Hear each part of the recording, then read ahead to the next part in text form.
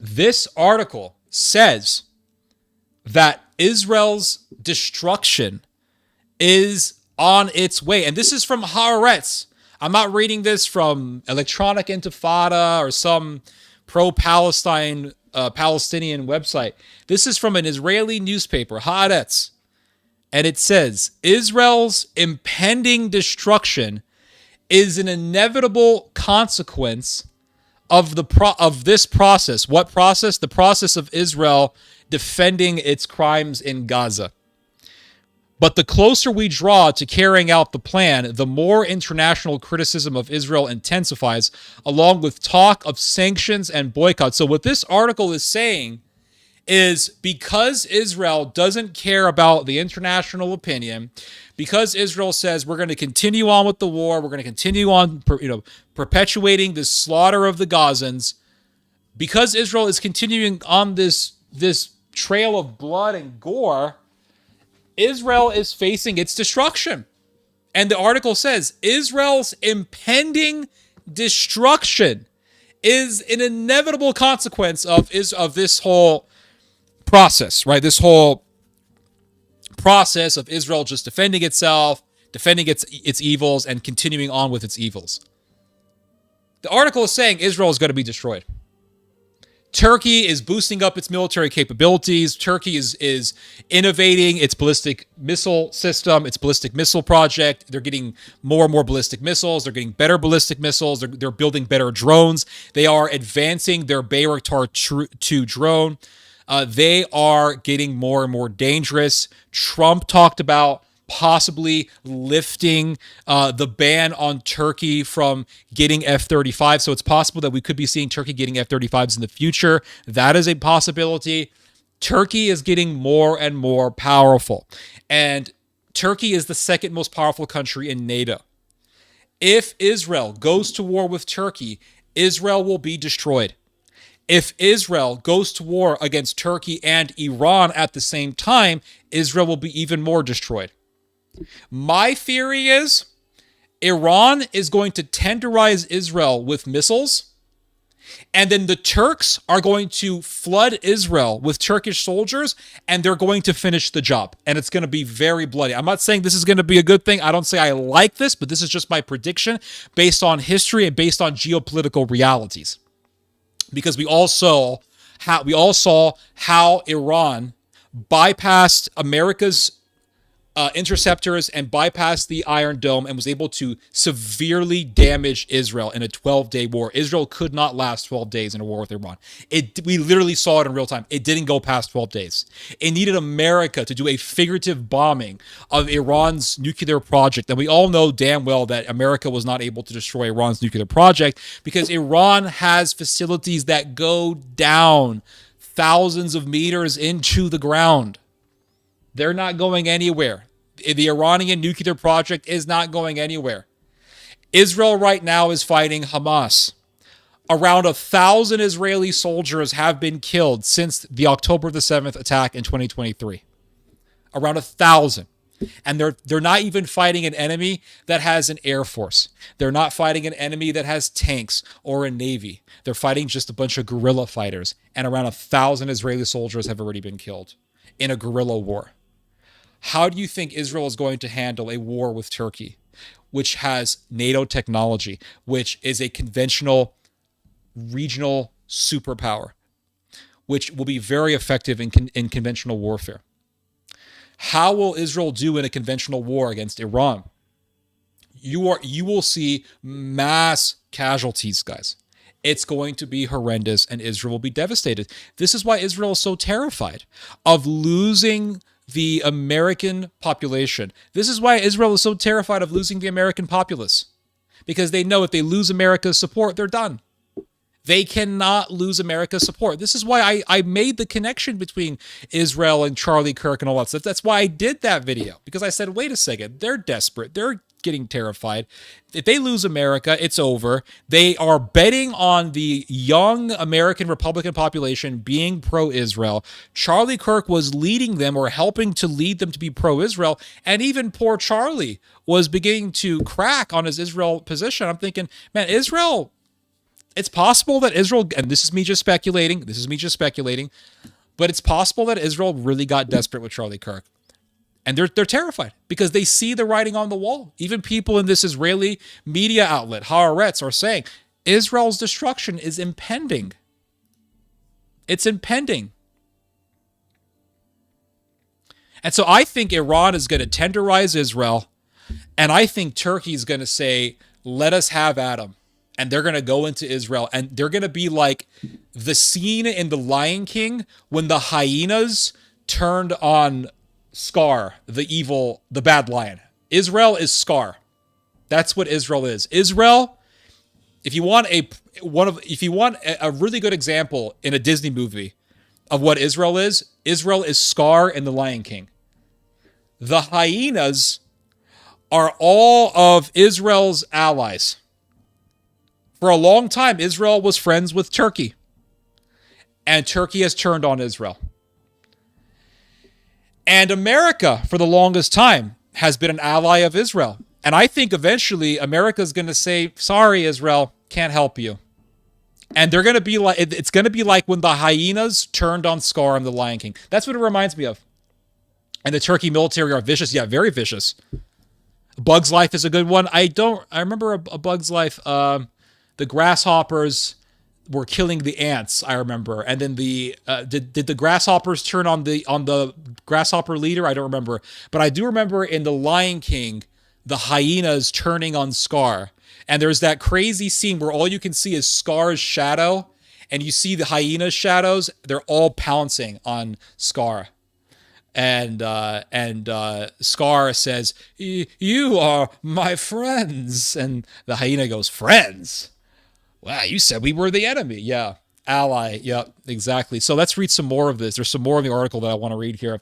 The list goes, so check this out. The list grows longer every day. Recognition of a Palestinian state, suspension. No, check this out. Check this out. This article is going on about all the examples. It's listing all these examples of how the first world is turning on Israel. The list grows longer every day. Recognition of a Palestinian state, suspension of trade agreements, arms embargoes, divestments, travel bans on right-wing figures, including Netanyahu himself. When Netanyahu flew to New York to give his UN speech, they had to make the trip longer because they had to bypass France. They couldn't fly through France because they feared that if they had to land in France for whatever reason, the French could actually detain Netanyahu, because Netanyahu is technically a war criminal who has a warrant for his arrest. So if he lands in any country that is signatory to the Rome Treaty, to the Rome Convention, which says that if someone is a war criminal and a country is a signatory to the Rome Convention, and that war criminal lands in that country that is signatory to that convention, that country is obligated to arrest that war criminal, which means that France would be obligated to arrest Netanyahu. That means Germany would be obligated to arrest Netanyahu. And Germany arresting the Prime Minister of Israel would be one of the greatest pieces of irony in the history of modern mankind, or really in the history of mankind. I mean, truly, it would be something to behold. So they had to bypass France. So the trip was actually longer. So it really goes to show that Israel is getting more and more isolated. Gradually, albeit, but still, it is getting isolated. So it says here that you have the closing of academic doors to scholars, Israeli scholars, demonstrations at vacation sites. So you have people, you have Israelis going to Italy, they're going to Chile, they're going to these different countries, and they are being protested. There are people telling Israelis, we don't want you here. In fact, there is a pizzeria. I kid you not. You can look this up. There is a pizzeria in Bavaria, which is the southern state of Germany, the southern German state. There is a pizzeria in Bavaria that is ran by an Italian chef. And there is a sign on the pizzeria that says, "No Israelis allowed." You believe that? Yes, look into it. There is a pizzeria in Germany that has a sign that says, "No Israelis allowed." Yeah, I'm not making this up. And Jewish people complained. And they said, this is discrimination, this is anti-Semitism. And they tried to get the German government to punish the restaurant owner. The German government said, we will not and cannot punish the restaurant owner. Why not? Because Israeli is not a race. Israeli is not an ethnicity. Israeli is a nationality. And they said there is nothing in Germany that is against the law to block nationalities. It is only against the law to ban ethnicities and races. So if the sign said no Jews, then yeah, the German government could take action. But the German government said there's nothing against the law that says you can't say no to a particular nationality. So technically, this Italian guy, according to the German government, has the right to put up a sign on his pizzeria saying no Israelis. Yeah, this is happening in Europe. This is happening in Europe. So the world is turning on Israel. You see this in Italy. You see this in Chile. You see this in Spain. The Spanish, the Italians, the Irish, they are at the forefront of the anti-Israel movement. Nationally speaking, internationally speaking, the Italians, the Spanish, and the Irish, those three countries are at the forefront. They are spearheading Israel right now. And you have, for example, this flotilla that's heading towards Gaza. And what do we see? The Italian, because the Israelis have been attacking the flotillas, the Gaza flotillas, where you have this Greta Thunberg lady there, and you have this Irish activist who's also there. And the Israelis have been attacking the flotilla. And then what happened? The Italians have sent their navy, and the Spanish have sent their navy to defend the flotillas against the Israelis. Yeah, it really is surreal to see this. This is not being done by Arab countries. This is not being done by Gulf countries. This is not being done by Saudi Arabia. This is not being done by Egypt. This is not being done by the UAE. This is not being done by Dubai. This is not being done by Qatar. This is being done by European non-Muslim countries. Italy, Spain. Who was at the forefront of the flotilla? Welshmen, Irish people, Scandinavian people, Italians, Spaniards, Europeans. They're not even Muslim. So what has happened in this whole movement against Israel? What's happened is it has united people who are not Muslim. And this is no longer an Islamic issue. This is no longer an Arab issue. It's a human issue that has united different nationalities against Israel, where Muslim and non-Muslim both have common ground, where liberal and conservative both have common ground. You're liberal, I'm conservative, but we can agree that Israel is doing evil. And this is why Israel is terrified. This is why they needed Charlie Kirk. This is why they need people like Tommy Robinson. This is why they need the right wing. They need the Republicans. They need those evangelicals, because they are terrified of what this could lead to. They are terrified of the left and the right uniting together against Israel. Because if they lose the left and the right, they have no political proxies to use in the various countries where these anti-Israel movements are very active. That's why they're using Tommy Robinson. That's why they're using Geert Wilders in the Netherlands. That's why Bob Shillman, the Jewish Zionist billionaire funder, funded Geert Wilders and funded Tommy Robinson and funded Laura Loomer. That's why they're flooding the Twitter spaces with pro-Israel stuff, because they don't want people to become anti-Israel. But the ship is already there. The train has already been set. That's the bottom line. And so you see Mehdi Hassan, liberal, Tucker Carlson, conservative. But they both agree on one thing: Israel is evil. This can unite people. This can unite Muslim and Christian. This can unite Muslim and non-Muslim. This can unite liberal and conservative, all against Israel. You see what's happening? You see, this is why Israel is so terrified. This is why we are seeing the gradual process of the beginning of the end of Israel. So it says here, the closing of academic doors to scholars, Israeli scholars, demonstrations at vacation sites, general days of rage, like we saw in Italy recently. FIFA considering Israel's suspension from the 2026 World Cup. By the way, Norway and Israel will be facing each other in October, which is going to be interesting. Petitions by musicians, boycotts of DJs, I'm guessing Israeli DJs, musicians and film figures, threats to bar Israel from the Eurovision Song Contest, and the No Music for Genocide campaign calling for removal of Israeli catalogs from streaming platforms. And look at what it says here. Check this out, guys. This also came out recently. I was reading this before I did the stream here. And it says here, support for Israel in U.S. drops sharply. Netanyahu unpopular. New poll shows. Quinnipiac survey finds only 47% of Americans see backing Israel as a U.S. interest. 47%. They are now in the minority. Down from 69% in 2023. So in 2023, 69% of Americans were saying that backing Israel is to America's interest. That number has been reduced to 47%. They are now in the minority. Half of voters believe Israel is committing genocide in Gaza. Half of voters, Americans, half of American voters believe Israel is committing genocide in Gaza, while just 31% approve of Trump's handling of the war ahead of Netanyahu's UN and White House meetings. And this is not looking good for Trump.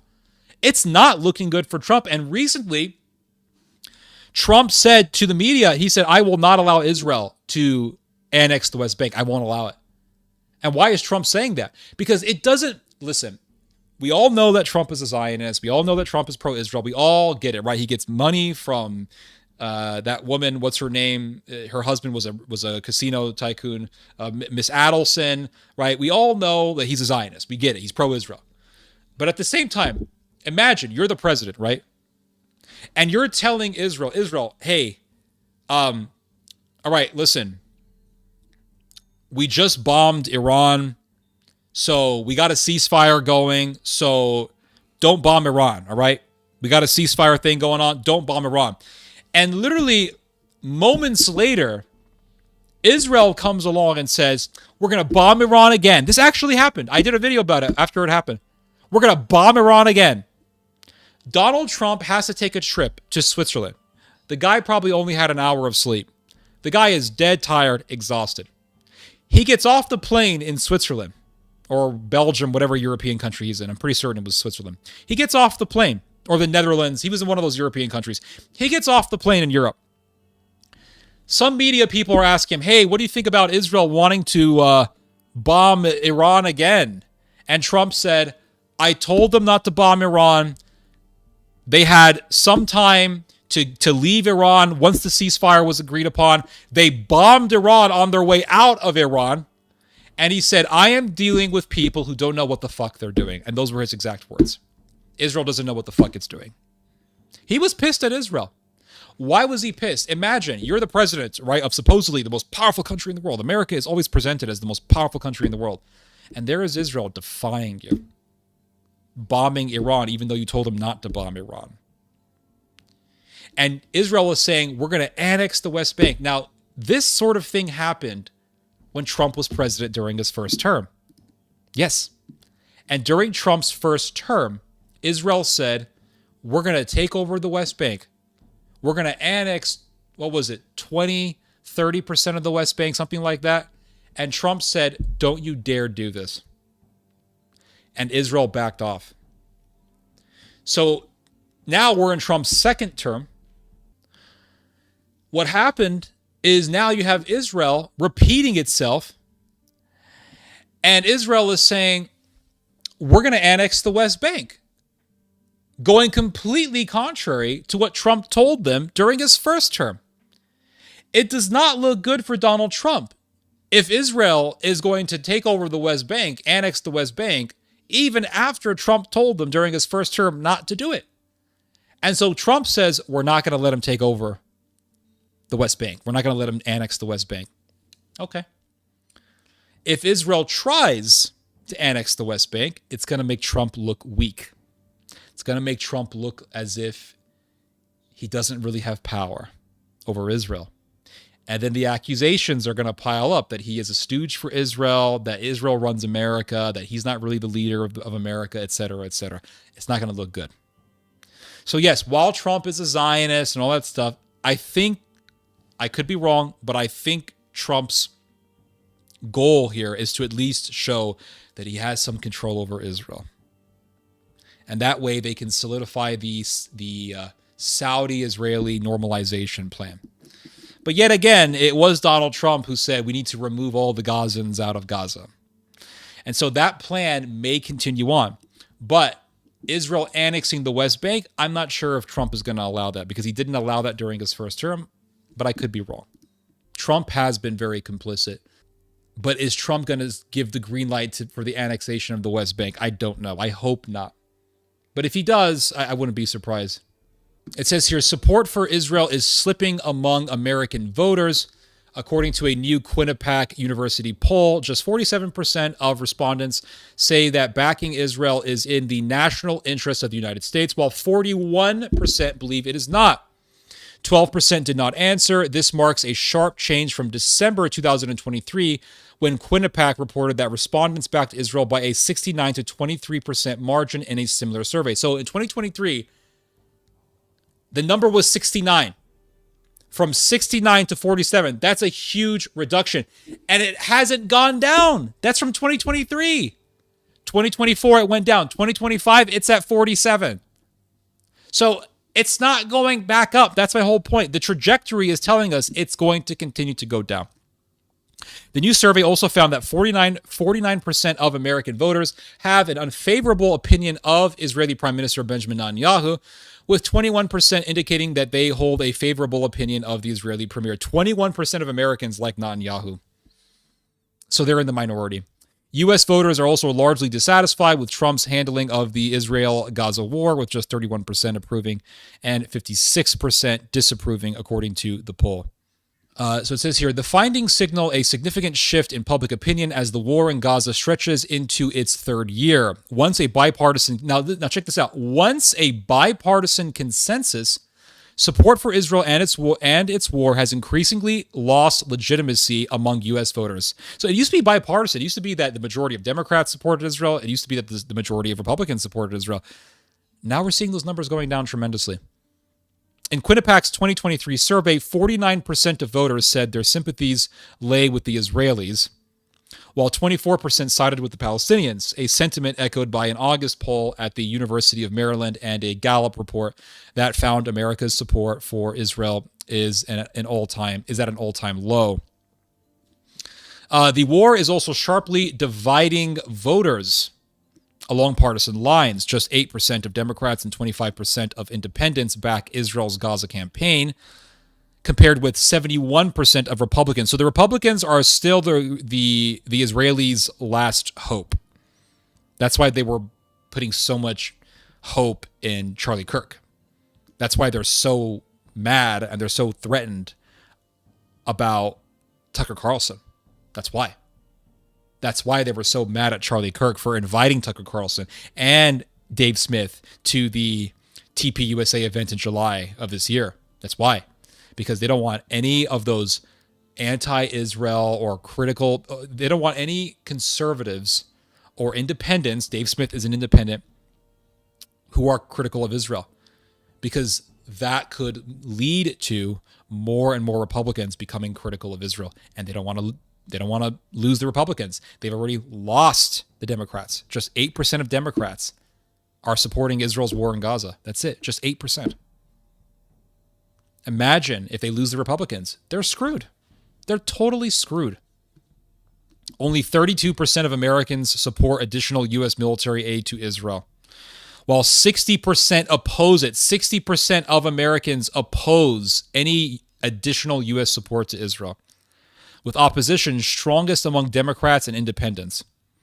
Half of registered U.S. voters now say Israel is committing genocide. Half of American voters say Israel is committing genocide in Gaza, the highest figure recorded in the country According to a Quinnipiac poll, Democrats and younger voters are far more likely than Republicans and older voters to describe Israel's actions as genocide. You hear that one?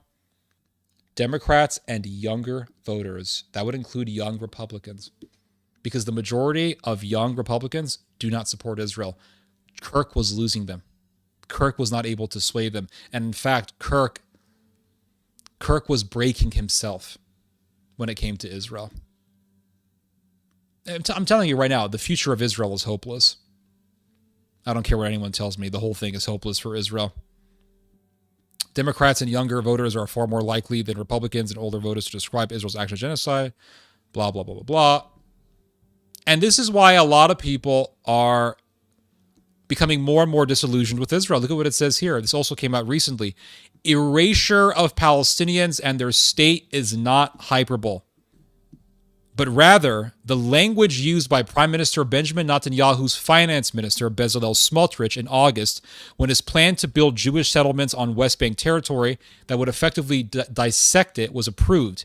The Palestinian state is being erased from the table, not with slogans, but with actions, he declared. And so here lies the reason why so many people are becoming anti-Israel, because the Israelis are doing stuff like this. And they're saying stuff like this. Netanyahu pledged to continue building Jewish settlements, while far-right National Security Minister Itamar Ben-Gvir demanded immediate Israeli sovereignty across the entire West Bank. They want to annex the entire West Bank. Now, Trump is saying, I'm not going to allow it to happen. We will see. We will see. Communications Minister Shlomo Karhi of Netanyahu's Likud party added, in Gaza too. So they want to build settlements in Gaza. And that's going to happen. They're going to build settlements in Gaza. They're going to make Gaza Jewish. Denying the Palestinians a state and calling to annex the West Bank while imposing military rule on Gaza, which appears to be Israel's only post-war plan, leaves Palestinians with two intolerable options: live without fundamental or political rights under Israeli rule, or leave altogether. And they want to push the Palestinians out of Gaza. They want to push them into Jordan. They want to push them into Egypt. This is a policy that clearly amounts to ethnic cleansing. Gazaburg, yep. Fuck Palestine. Israel's Diaspora Affairs Minister Amichai Chikli reposted from British far-right conspiracy theorist and activist Tommy Robinson. Now, what did I tell you about Tommy Robinson? What did I tell you about Tommy Robinson? He is an asset for Israel. So Tommy Robinson says, fuck Palestine. And then you have the Israeli Diaspora Affairs Minister, Amichai Chikli, reposting that statement from Tommy Robinson. Why? Because they work together. They are working together. They are partners in this crime. Tommy Robinson is there to steer the British right to be pro-Israel. And I did warn you guys about Tommy Robinson years ago. That's true, I did. I wrote an article many years ago in which I showed how Tommy Robinson, and he said this, Tommy Robinson years ago said that we have to basically spark an IRA, Northern Irish-style civil war in England. They want to destabilize Europe. They want to destabilize the United Kingdom so that the right can take over England, and thereby Israel's proxies could take over England, and then Israel could use England to go against the pro-Palestine movement and prevent any sort of pro-Palestine cause to thrive in Europe, or to thrive in the United Kingdom in this case. It's a giant operation. That's why Bob Shulman funded Tommy Robinson. That's why. Israel has an absolute interest in the right-wing movements in Europe. Because if the right-wing movements go down the road of Heil Hitler, then that means Israel would lose the right. Because the Heil Hitler people would say, no, F Israel. And that actually could happen, because I've noticed that the flag movement in the UK, it doesn't entirely comprise Zionists. There are a lot of Zionists in the crowds, don't get me wrong. There's a lot of Israeli flags. But they are people who hate Israel who are waving the British flag. There were people who hated Israel who were participants in those rallies. So it's divided. And I think what's going to happen is as more and more people hate Israel and as the right wing in the Western world continues to turn against Israel, I think that flag movement, that right wing movement in the UK will eventually also turn against Israel. And Israel's machinations to use that movement as a proxy is going to fly right into its face. And I think eventually the right wing in Europe is going to say, you're right, F Islam, but F Israel also. If you look at the AfD party in Germany, they don't like Jews. They have some Jews in their ranks and all that stuff. That's true. But if you look at some of these high-ranking members, people like Maximilian Krah, who praises the SS, people like Bjorn Holke, who praised the Third Reich. I mean, these people don't like Jews. So I think the whole thing is going to fragment. But there's going to be a divide between the Zionist rightists and the anti-Israel rightists in Europe, and I think the anti-Israel people are going to win in the end. So it says here that Chickley also initially shared an image of the British flag with a star and crescent superimposed, echoing Israeli talking points that European policies are shaped by large Islamic minorities. And I think what the Israelis want is for these right-wing movements to take power, so that they can actually Holocaust the Muslims. Now, they want these people to be racist and violent enough to where they're going to kill Middle Eastern people and Muslims, but they don't want these people to be racist to the point where they're going to kill Jews. They don't want that. So they want these people to kill the foreigners in Europe and establish these sort of Nazi-like governments in Europe that would have an alliance with Israel, and then that way Israel would never have to worry about a pro-Palestine movement ever influencing any sort of policy in these European governments.